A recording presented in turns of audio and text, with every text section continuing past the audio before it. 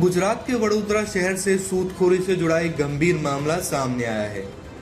जानकारी के अनुसार राजूभाई ठाकुर ने मिहिर भरवाड़ नामक व्यक्ति से 20,000 रुपए ब्याज पर लिए थे। बताया जा रहा है कि राजूभाई पिछले 2 वर्षों से प्रतिदिन 200 रुपए का भुगतान कर रहे थे और मूल राशि से अधिक रकम चुका चुके थे।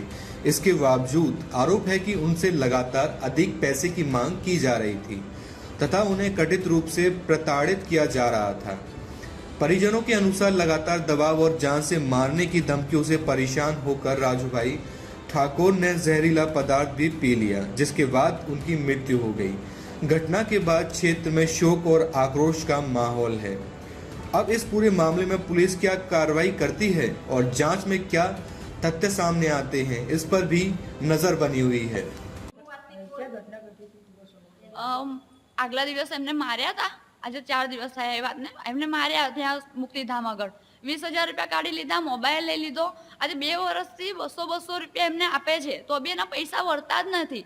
રાતે 2:30 3 વાગે આવીને ઘરે આવીને મારી જાય છે। મારા મામાને 2 હટકાયેલા છે તો બી મિહિર ભરવાડ। कितना ब्याज उसने रखा था? 20,000 2 વર્ષથી વળતા જ નહીં। અમે એને કેટલું વ્યાજ રાખ્યું છે અમે એને જ પૂછીશું ને। એને અમને જવાબ આપે તો અમે એને 20,000 આપત। આવી તો કોઈની જાન તો નથી લેવી ને। 20,000 આપી દીધા છે તો પણ ઈયો આવું કરે છે। અરે મોબાઈલ લઈ લીધો છે, ઉપરથી વ્યાજ બી 20,000 નું વ્યાજ કરે છે। રિક્ષાની ધમકી આપે। મારો મામો તો રિક્ષા ભાડે ચલાવે છે સાહેબ। અમને મારી નાખવાની ધમકી આવે। ઘરે 2 વાગે 3 વાગે ઘરે આવે છે રાત્રે બધા છોકરાઓને લઈ લઈને। અને એ તો એવું કે છે ખુલ્લે આમ કે અમારું તો કઈ નહીં થાય, અમે તો પૈસા ભરીને પોલીસ વાળા જોડે છૂટી જઈશું। એ મોડે જ બોલે છે, અમારું કોઈ કશું નહીં ઉખાડી લે, એવું જ કે છે। તો અમારા ગરીબનું કશું નહીં, અમારા ગરીબનું કઈ નહીં। આજે 3 દિવસ થઈ ગયા, પોલીસ વાળાએ શું કર્યું? એને હજુ સુધી નહીં પકડ્યો। એ માણસ અમારો ગોતો રહ્યો છે। હા, આજે ડેટ હો ગઈ। આજે જે ડેટ થયું છે મારા ભાઈનું રાજુભાઈ ઠાકોર, એમને પૈસા લીધા હતા વ્યાજ પર 20,000 રૂપિયા મિહિર ભરવાડ કરીને। માજલપુરમાં રહે છે, એની ઓફિસ બી છે, ક્યાં રહે છે ખબર નહીં, પણ આજે પૈસા લીધા છે બરાબર। દર મહિને 200 રૂપિયા આપે છે, રોજના 200 રૂપિયા ને રોજના 200 રૂપિયા આપે છે।